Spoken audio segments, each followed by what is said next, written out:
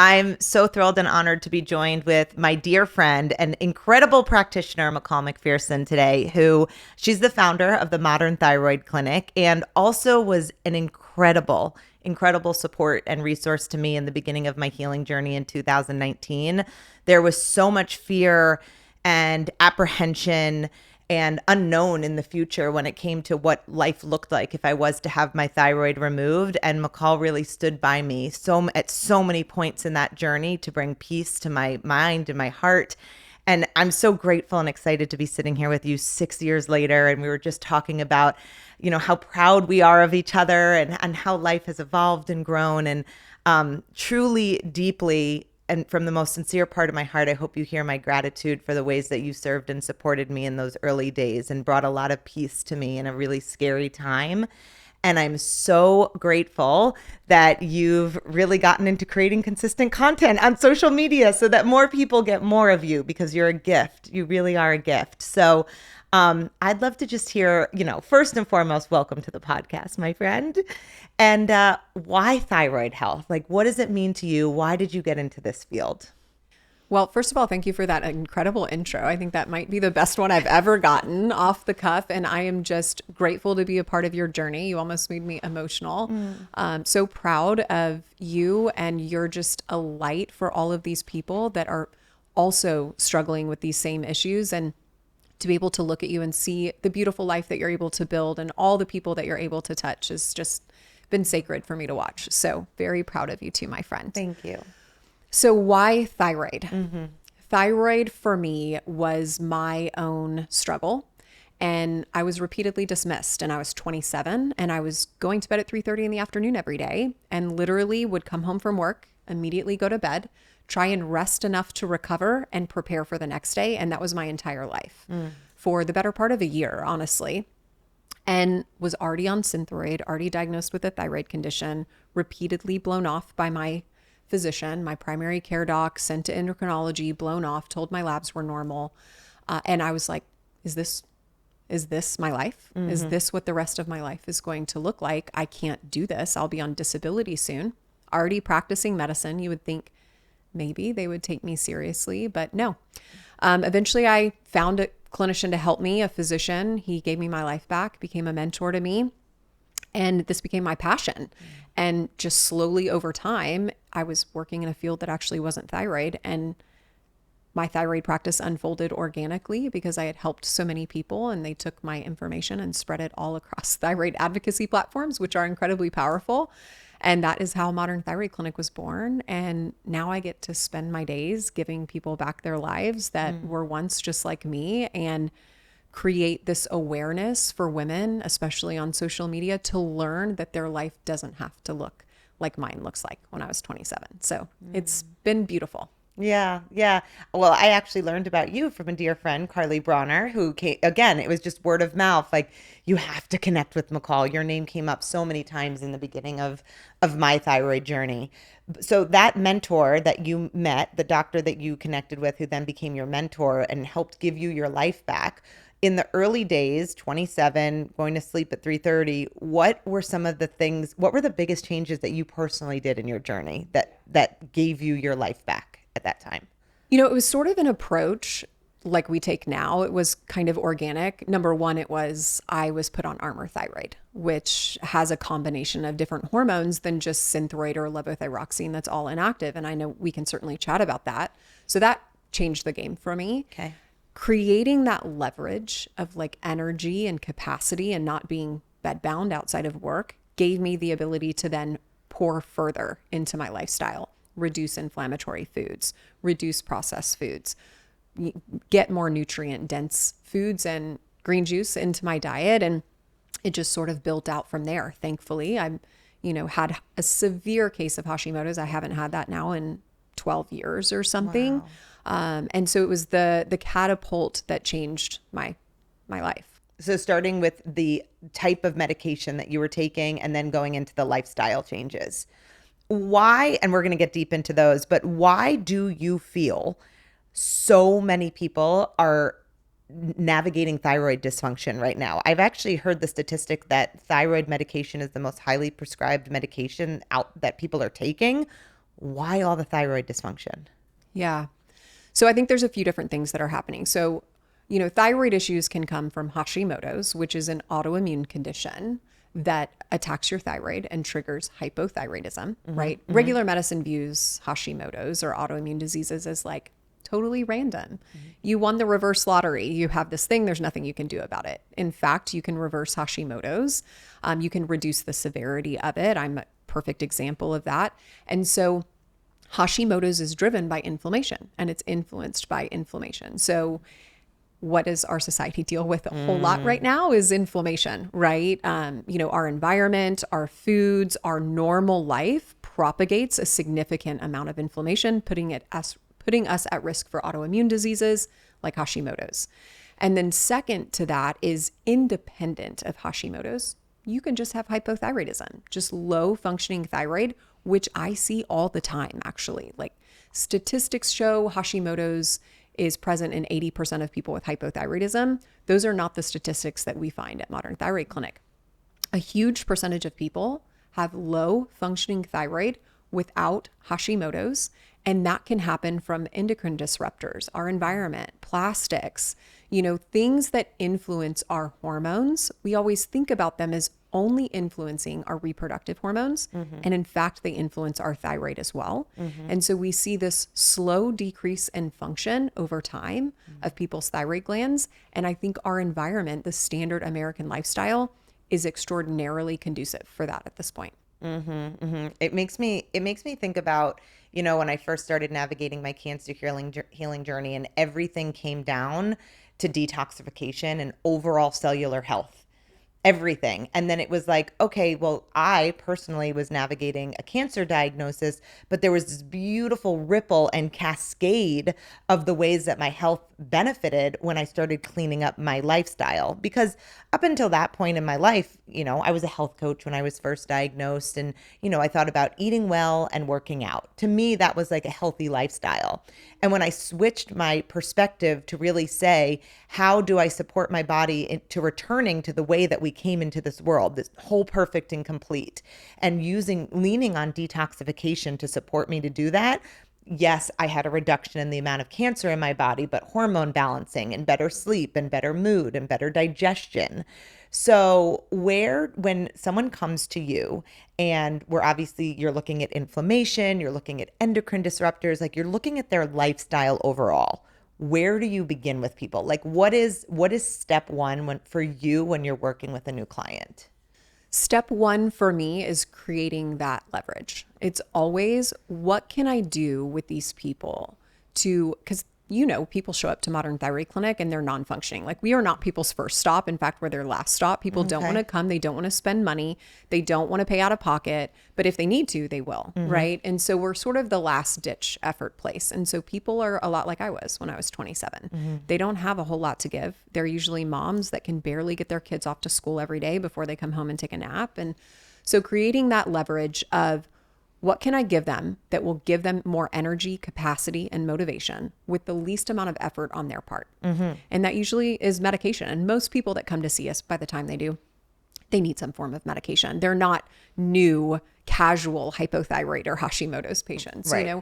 And so we create that leverage with medicine that really quickly, almost immediately, gives them more energy, gives them more capacity. And then slowly the unraveling begins of looking at lifestyle, of food, of gut, of detox, of liver health, of your environment.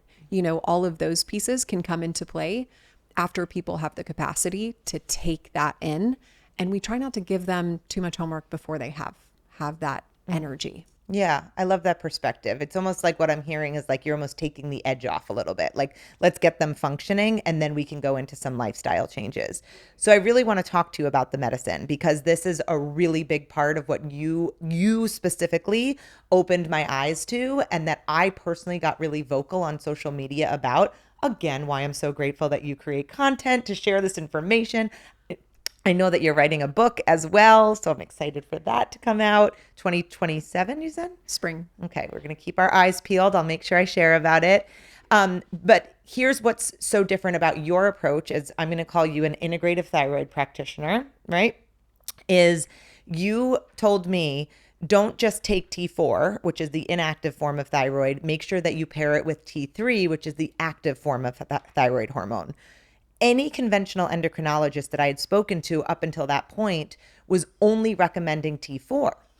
The reason I was so terrified, completely terrified of getting my thyroid removed in the first place, was because I heard so many stories of people, weight gain, fatigue, brain fog, never feeling like myself again. And that was so scary to me because I love my fire. I love my energy. It's what makes Carly Carly. And I thought if I lost that, I'm going to lose myself.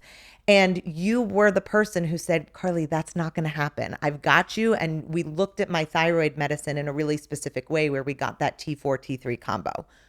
Tell me about the importance of that, why you recommended that, and then why are conventional endocrinologists not recommending that? Yeah. I remember that conversation like it was yesterday. Yeah. Yeah, I really do. And I'm so glad that you didn't lose Carly because you have so much wisdom and light to share with the world. And it's amazing. So why different approaches? So I want you to think about T4 based medications. So these are things like levothyroxine, Synthroid, Unithroid, Levoxyl, Tirosint. Okay. Those are all one class of medication and they're basically ubiquitously what is used. And 99.9% of people, they are on one of those medications. Those medications are crude oil, okay? We need gasoline to make our car run, right? So we are being given a lot of crude oil, not really knowing if people are able to convert it and make it into gasoline to make their car go. And the problem is medicine is set up uniquely to never actually know if people can convert their crude oil to gasoline because no one is checking their labs to determine if they can. And so I would venture to say 99% of people are on T4 based meds and 99% of people cannot convert T4 based meds to ever feel like themselves again. And so what medicine has done is normalized a life filled with thyroid symptoms because you have a thyroid problem and that is not normal. You're a classic example. I'm a classic example. Our patients are a classic example. You do not need to still have thyroid symptoms. But in order to not have thyroid symptoms, you either have to improve your own conversion, which is actually quite difficult this day and age, and take that crude oil and make it into gasoline, or you need to supplement with gasoline. And medications that include T3 or active thyroid hormone are Cytomel and liothyronine. That's like pure T3. NP thyroid, Armour thyroid, and there's a new desiccated thyroid coming out called Ren thyroid, which is I'm really excited about. So those meds include some form of active thyroid hormone, whether it's pure T3, pure gasoline, or a combination of gasoline and crude oil. Okay. And Armour is a classic example of that combination of T4 crude oil and T3 gasoline. So in essence, we're giving people what their body needs as fuel without trying to make them convert it all on their own because a lot of people can't. And that is the key to most people getting their lives back from a thyroid condition. So why not? Why isn't I see someone specifically for thyroid cancer and she's great and I'm grateful for her because she's monitoring a cancer process, which I'm 100% cancer free. I've been cancer free. I will remain cancer free. So I have her as a tool in my toolkit. She knows I take T3 because she knows I do these other things on the side, but she doesn't even want to look at it. She's like, yeah, I know you do that. Don't even tell me. Like she doesn't want to know why if it's helping so many people.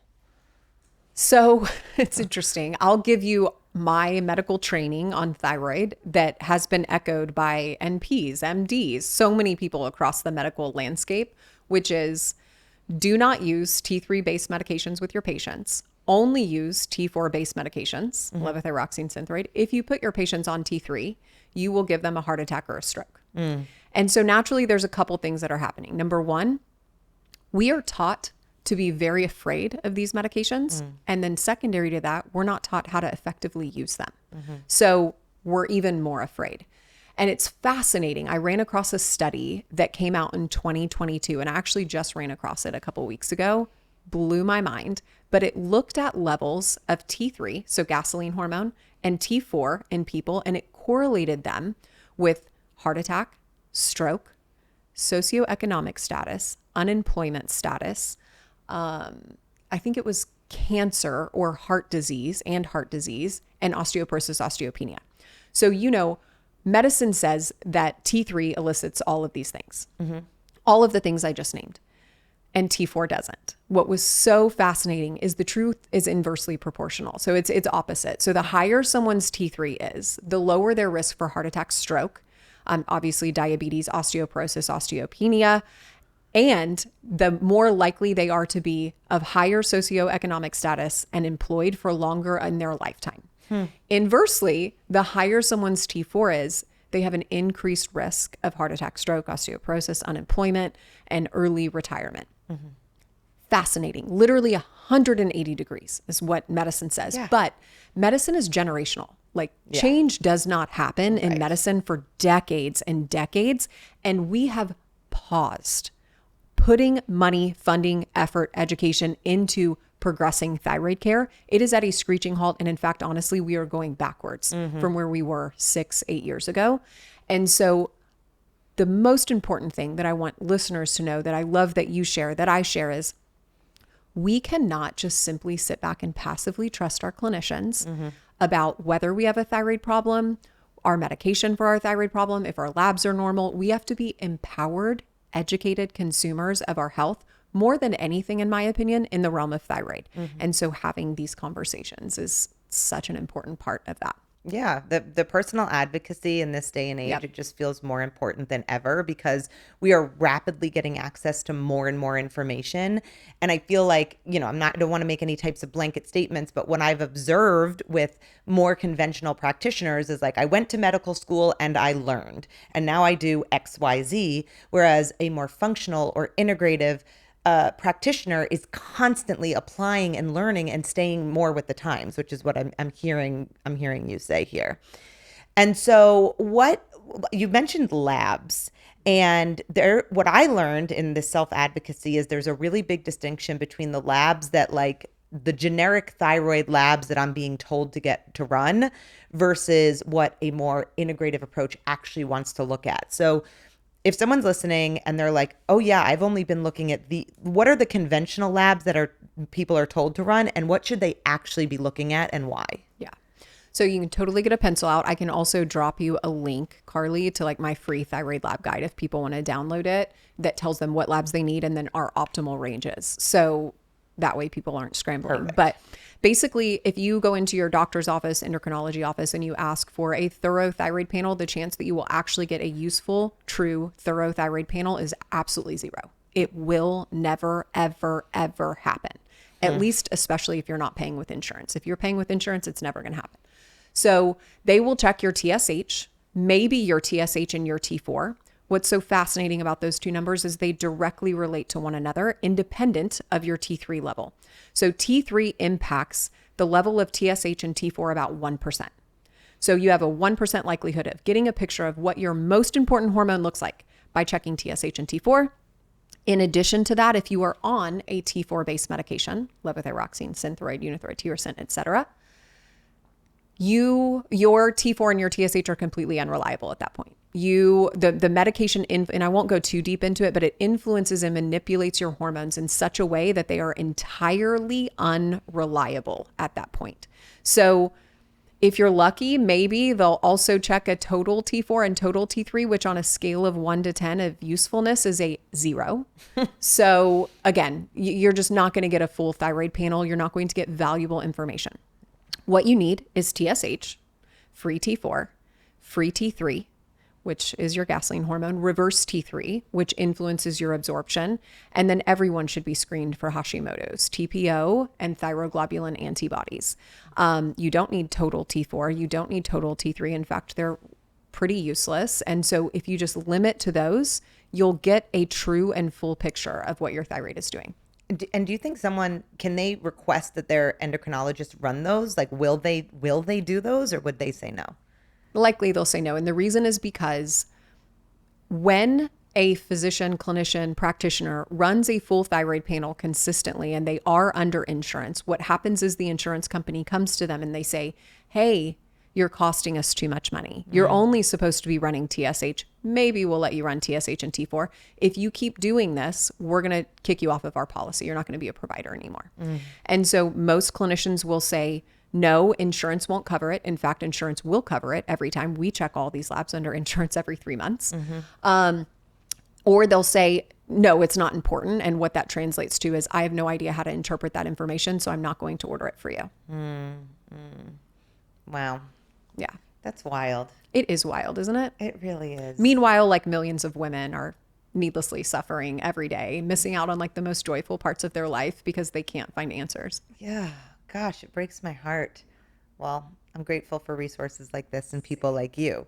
So we were talking before we started about how you felt, and this was a conversation that you and I had in the beginning.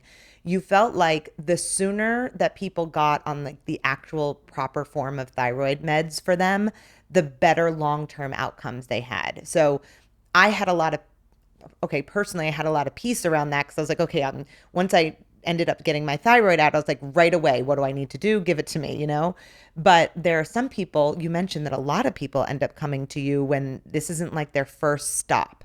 So what do we get to tell these people who are listening and like, oh, yikes, I'm only taking T4, or my endocrinologist hasn't run that panel. Like, where do they get to go to make that shift as soon as possible for the longevity of their overall hormone health? Yeah, great question. So I want to create two distinct groups. Okay. One is people with regular thyroid issues, Hashimoto's, whatever.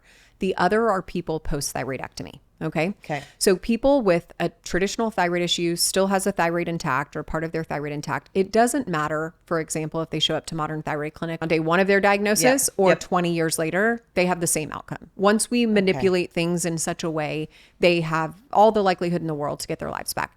People post-thyroidectomy, there is a distinct shift in their physiology that cannot be accounted for necessarily on labs. And the sooner they get to someone that can actually help them balance their thyroid hormones, the more likely they are to get to a fully vital, high vibrancy life, right? The longer that gap, the harder it is to get them to their highest functional level. And so I always tell people who are considering a thyroidectomy or early on in their journey, look, do not waste time. Don't waste years cycling through the insurance model, seeing provider after provider, hoping that maybe someone will take you seriously. Go straight to the last resort option. Spend the money. It will be worth it. No doubt about it. And so that's kind of this distinction is time is of the essence for those people post-thyroidectomy. And then, my advice for those or the group A people is, look, find someone who wants to partner with you on your health, that values your input, that realizes that you are actually the boss and they are the facilitator, that doesn't take this dictatorship over your health and they're trying to actually facilitate your goals. And functional medicine people are great for that. Sadly, most functional medicine people are not really in-depth trained on the nitty-gritty of thyroid, but it is a better place to start. It's also the reason why we've expanded nationwide at Modern Thyroid Clinic to open up access for these people who are in all corners of our country that literally would not have access to proper thyroid care if we didn't. So all over the US or internationally, can people reach out to Modern Thyroid Clinic? Good question. So, right, we're starting in the US. Okay. We are nationwide. We're waiting on like 4 pending states, but otherwise we can see people in all the states, and the states are listed on her website. Okay. That's always the next question. Next, we're going to try to expand into Canada. For international patients, we basically do non-medical consults. So we have them partner with local clinicians or physicians who, again, want to facilitate their goals. We get very specific as if they were our patients in educational instructions to pass on to their local clinician, and then they take it from there. Amazing. When we had that phone call, and I too remember I was sitting in the backyard of my old house, and like I just remember so many of, like, it was such an anchor point in my journey. And I'll just say that you, like I mentioned at the beginning of the podcast, the peace of mind that you brought, where you were just like, you're going to be okay. You're going to be okay. And up until that point, I don't think that I really had heard that or felt that. It was just like doom and gloom and fear and never the same again. What can you share from that well of experience, of knowledge with, I imagine, thousands of patients, someone who was where I was, of like, I don't feel good and I can't get out of bed and I'm exhausted, and they're in the despair. as an expert on the topic, what can you share to give them hope? Yeah, there is so much hope. Like, there is so much hope. So, I mean, we have like 12, 13,000 patients. Our success rate is probably close to about 95% to be able to give people their lives back with complex thyroid disorders. Again, these are people that show up and we are their last ditch effort. We are their last resort. And we're able to take those people and completely turn their lives around and allow them to enjoy motherhood, to enjoy, marrying off their kids and retiring and all these different phases. Instead of surviving, they are thriving and able to find the joy in that. And so that's my whole mission with my platform, is to let people know that there is no reason to still have thyroid symptoms, that there is so much hope that you should not stop looking until that is your life, because that is truly what's possible. I love that. That's so beautiful. Powerful clip. And what are some of your personal, I'm curious, like what are your personal health practices? Like that your anchor points. For me, they're constantly changing and evolving. Like I would say at the beginning of my cancer journey, I was like cold pressed juice, raw organic cold pressed juice, and coffee enemas. I was like, those were like my anchor, and parasite cleansing. I'm gonna put that along with that. But I was like, put the good in, take the toxic out. Like those were my anchors. And now I'm pregnant with my third baby. Like my practices are a little bit different. They're always evolving, but I find that I constantly have like my 3 to 5 anchors. What are they for you? Intermittent fasting for me is absolutely life-changing. I would be so tired if I didn't intermittent fast. Like I'm an inflamed person, so it is key for me. That green juice is always one. If you listen to any podcast, and I'm not just saying that because I'm here, any podcast interview where I get asked this question, it's green juice. McCall is an Alchemy customer. I have been since like 2020, I think. So yes, this is not an ad.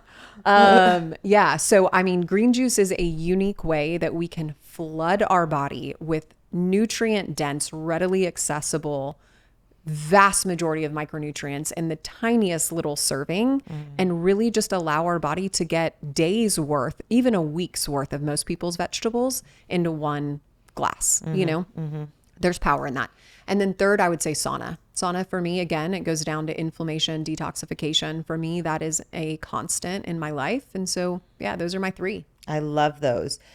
Intermittent fasting. I was doing, before pregnancy, I was doing an 8-hour feed window and then 16-hour fasting. What do you like to do? Yeah. Same. I only do it like 4 or 5 days a week. Okay. That's generally my recommendation for my people, to kind of not tax their hormones so much. But I know you used to do I remember you did like every Sunday, you do like a 24-hour fast. Yep. So good for just giving your body a break and take out the trash, right? Get rid of all the yucky stuff. Do you feel, I mean, I've heard it been said about intermittent fasting, the effect on women and hormones, and maybe it's not as good for women as it is for men. What's your take on that? Good question. So, I mean, if I post about intermittent fasting, the thyroid people come for me and are like, that's just not okay. In reality, look, like, one, I have a balanced approach to fasting. It's, 4 or 5 days a week. You give your body a break, either when your body asks for a break or on weekends, whatever works for you. I always tell people, listen to your body. And this isn't applicable to everyone across the board, but to broad brush, most thyroid patients can heavily benefit from intermittent fasting. It is a potent way to reduce our inflammation that most of us struggle with. And when you do it in a conservative manner, it's not going to tax your hormones. And then the last thing I always say is, look, like, does it stress your adrenals when you intermittent fast? Sure. You know what else really stresses your adrenals? Being inflamed 24 hours a day, right? So when you weigh, everything in medicine is about risk versus benefit. When you weigh those two, the benefit for the vast majority of people far, far exceeds the downside. Yeah, absolutely. I'm with you on that. And I always say, how do you feel? What's your Right. experience? What's your personal experience? Right. The best experiment is just you doing it yourself and seeing how you feel. And for me, when I intermittent fast, so much energy, more clarity, better sleep, better mood. It's just, I feel the results. And we got baby, we've got some breastfeeding seasons coming, but I'm excited to get back to it. And then nutritionally wise, Yeah. do you feel, for whether well, here, is there a difference in nutrition recommendations, whether someone's like hypo or hyperthyroidism, or do you feel across the board if someone's going to balance their hormones, this is my recommended diet? Yeah, it's hard. So I generally I try to test people, like test, not guess. So I try to do inflammatory food panels to see, hey, what foods are unique to you that are driving an inflammatory response if the core that we're looking for is trying to resolve inflammation, so that we don't put people on an unnecessarily restrictive diet, right? Especially people who are tired.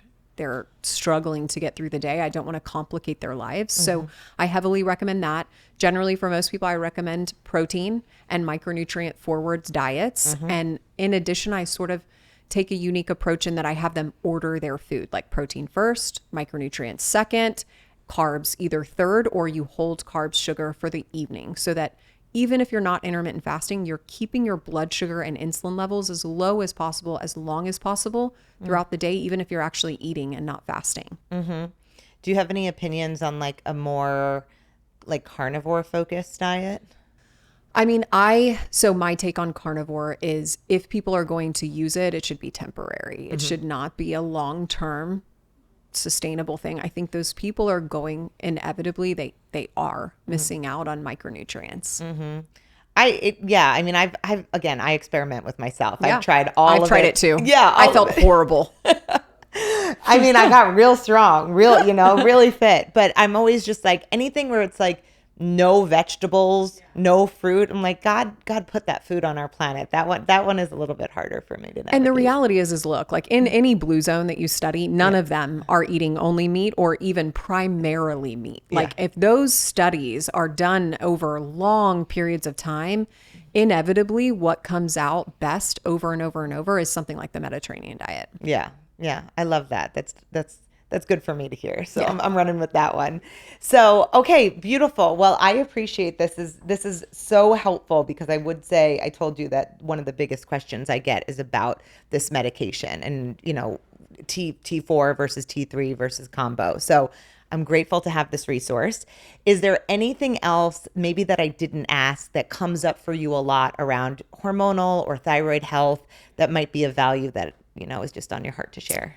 Yeah. So normal versus optimal labs, right? So it's one thing, the barriers, getting a full thyroid panel. The second is, there is no standardized normal range for thyroid labs. They actually vary between each individual lab and each individual location. And your doctor or clinician just looks and scans to see if they're in bold or off to the side.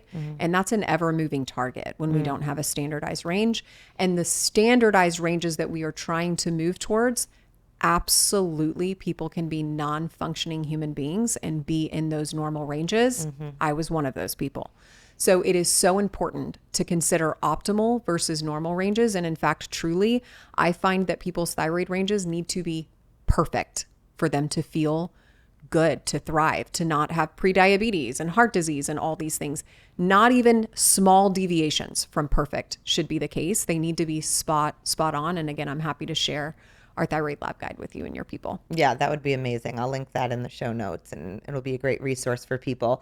So we have your Instagram. It's McCall McPherson PA, right? And then Thyroid Nation is your other Instagram. See, I know all the, I check in on you daily. And then we've got the book coming out in 2027 and we'll get the guide into the show notes. Any other resources just to connect people with you and your work and your mission? Thanks for asking. So I love TikTok, McCall McPherson, and then I have my own podcast. I'd love to have you on as a guest whenever you come up for air. I'd love it. Modern Thyroid and Wellness. So you can tune in there for more info. Perfect. Thank you, my friend. Thank you for being you, the light that you are, the practitioner you are, and that seeing people as a whole person, not just a thyroid, not just a hormone panel. I'm so very grateful that there are practitioners like you out there. So thank you. Thanks for spreading the word, and hope to all these thyroid people out there as well, friend.